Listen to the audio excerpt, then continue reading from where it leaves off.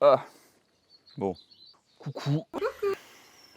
Aujourd'hui, on se retrouve pour une vidéo, les gars, où je voulais parler d'un sujet que je trouve intéressant parce que sans ça, on ne sait pas vraiment comment repousser les limites. Et ce sujet, c'est comment évaluer la force. Pourquoi c'est important d'évaluer la force du coup, pour commencer, comment évaluer la force? Bah déjà, ça va dépendre de ta définition de la force. Est-ce que tu prends en compte que les 1 RM? Est-ce que tu prends en compte tous les types de RM? Est-ce que tu prends en compte la vitesse à un poids donné? Ou est-ce que tu prends en compte que le poids absolu? Est-ce que tu prends en compte le ratio de poids de corps de l'individu?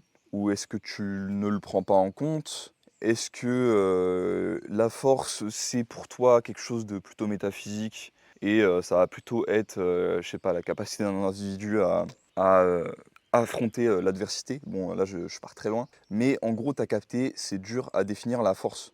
Même quand tu fais des sports de force, tu sais pas vraiment qu'est-ce que c'est la force. Du coup, même en admettant que c'est que des 1 RM, c'est des 1 RM sur quels exos? C'est des 1 RM sur quoi? Parce que si on parle de sports spécialisés tels que le powerlifting, l'haltérophilie avec le snatch et le clean and jerk, ou encore le streetlifting qui a la dips, la traction et le squat et le muscle up, bah c'est extrêmement incomplet parce qu'au final, on a quelques mouvements, mais ces mouvements-là, ils sont très loin d'avoir la range maximale, c'est-à-dire l'amplitude maximale que l'humain est capable de démontrer sur ses mouvements. Enfin, je pense que vous comprenez mon argument, c'est que il n'y a rien là-dedans qui est objectivement une démonstration de force qui est la seule de valable. C'est d'ailleurs pour ça qu'il y a plusieurs sports de force en fait. Et du coup, je voulais, avant de commencer à vous parler de pourquoi moi je ne suis pas un spécialiste et pourquoi je n'encourage pas au final les gens à être des spécialistes, de pourquoi je trouve que ce que font les spécialistes est tout à fait honorable et est nécessaire.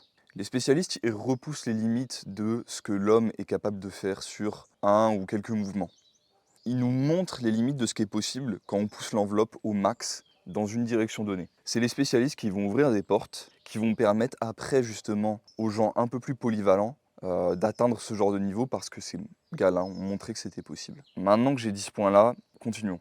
Pour moi, les spécialistes, pour autant, ce qu'ils font, c'est incomplet. Logiquement, c'est des spécialistes. Ils ne te montrent pas ce dont le corps est capable dans le développement total de ses capacités. Mais qu'est-ce que ça veut dire le développement total de ses capacités? Parce qu'au final, quelqu'un qui va faire du conditionnement osseux et qui va faire des planches sur les doigts, ça va être un type de développement. Quelqu'un qui va maxer la force sur plein de hot lift type Eric Bugenhagen, ça va être un autre type de force. Donc, on ne peut pas vraiment définir ce qui est réellement un athlète complet, parce que tu n'es jamais complet, mais on peut essayer de s'en rapprocher. Ce qu'on va faire pour essayer de s'en rapprocher, c'est de travailler le plus de range possible, donc le plus d'amplitude possible de mouvement, avec le plus de variations de RM possible. Donc c'est, je pense que tu l'as compris, de la périodisation concurrente.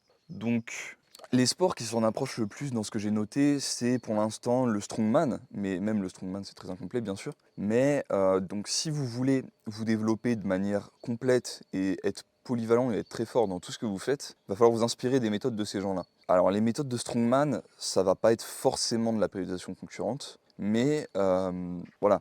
Je pense qu'on peut apprendre un peu de tous ces mondes-là qui nous inspirent pour se développer. Enfin bref, moi, cette vidéo, c'était surtout c'est surtout un appel pour toi, pour te dire que si tu as du mal à apprécier l'approche du spécialiste ou de l'hyper spécialiste et que tu aimes la force, ne deviens pas un spécialiste ou un hyper spécialiste. Accepte une extrême polyvalence. Ça peut donner des gens extrêmement impressionnants. Alors lui, je pense que c'est un dopix, mais un exemple qui me vient en tête, c'est Vitaly Felchuk. What a woman of most. It's a man you can slap but can also stroke. Going in the wind as an the other foot that is naked. À part Vitaly Felchuk, vous avez un peu moins connu, mais tout à fait aussi impressionnant en tant que nati, Monsieur Fonte.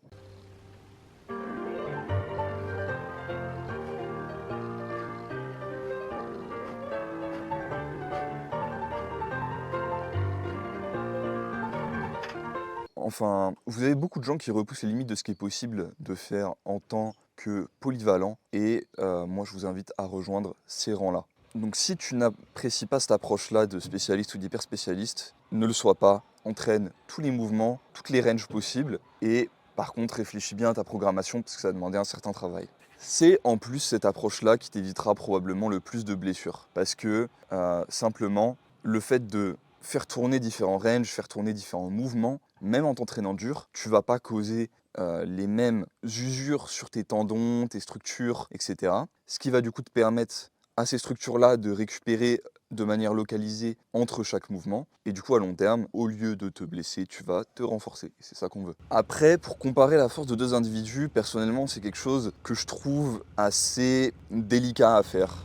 Alors, il y a des fois où il n'y a aucun débat, par exemple, je sais pas, tu vois la différence entre le mec moyen en périodisation concurrente et Vitaly Felchuk ou Alex Leonidas, t'as aucun doute sur lequel est le plus fort. Tu vois Vitaly Felchuk ou Alex Leonidas, justement, t'as aucun doute que Vitaly est plus fort. Pour autant, quand t'as deux personnes qui ont des niveaux à peu près similaires et qui font plein de mouvements différents, c'est délicat et j'aurais même tendance à dire que c'est pas quelque chose qui peut se faire et qu'il est pertinent de faire quand tu as une approche de polyvalent. Tu le sais plus ou moins instinctivement qui est le plus fort au final. Et voilà, c'est quelque chose qui fonctionne pour les hyper spécialistes, pour nous ça ne fonctionne pas. Et ça ne sert à rien de vouloir tout le temps se comparer aux autres par problème d'ego, comme le font les compétiteurs dans les sports de force. Il y a une vidéo d'ailleurs qui viendra sur le sujet, sur pourquoi je n'aime pas la compétition en général dans les sports de force. Je parlerai aussi de pourquoi j'aime la compétition, qu'est-ce qu'il y a de positif dedans. Mais pour ma part, il y a quand même beaucoup plus de négatif que de positif. Et j'ai envie de vous en parler, que vous compreniez un petit peu mon opinion là-dessus.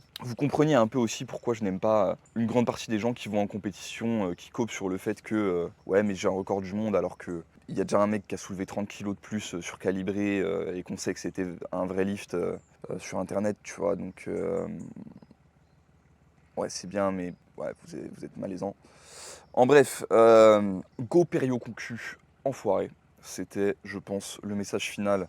Si l'approche que je t'ai apportée dans cette vidéo te plaît et t'intéresse. Et pour faire ça, tu peux me prendre un coaching. Évidemment, je vais faire ma pub. Pour me prendre un coaching, tu peux me contacter sur Instagram. Ensuite, en général, moi, ce que je vais faire, c'est que je vais organiser un appel avec toi dans lequel je vais t'expliquer toutes les modalités. Et puis après, je vais te coacher.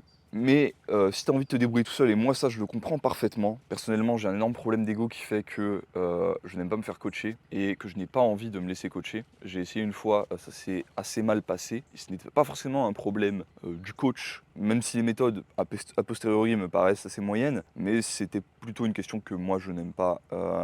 J'aime bien faire les choses par moi-même, tu comprends. Donc si t'es comme ça, ou même si tu as envie de te faire coacher mais que tu as quand même envie d'apprendre, et que tu as envie de te coacher aussi pour apprendre, ce qui est très très pertinent et je pense la meilleure approche, regarde déjà mes autres vidéos où je te parle de musculation, de programmation, etc.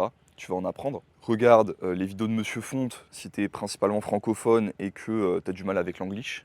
Regarde, si tu comprends l'anglais, les vidéos d'Alex Leonidas sont excellentes. Et si tu as envie aussi de t'inspirer d'autres gens en dehors du milieu de la périodisation concurrente, parce qu'il y en a en dehors du milieu de la périodisation concurrente qui sont très intéressants pour progresser, regarde les vidéos notamment d'Alex Bromley, regarde les vidéos de The Bioneer aussi que je trouve très intéressantes. Alors tout ça c'est du contenu en anglais. Et voilà, c'est à peu près toutes les ressources que j'ai en tête, que je peux te donner. Maintenant, je pense que ce contenu et ces modalités d'entraînement-là vont beaucoup se développer, en particulier en France. Aux États-Unis, ça existe déjà pas mal. Et moi, j'ai envie de participer à l'émergence de ces méthodes que je pense très pertinentes. Donc, c'est ce que je vais continuer à faire. Et vous allez voir dans les années qui suivent, si, encore une fois, comme j'ai dit déjà dans plusieurs vidéos, je suis un charlatan ou si j'arrive à progresser, je continue et que j'ai raison. Sachant que rien en fait, c'est très bien comme ça. Allez, bonne journée à vous les bros.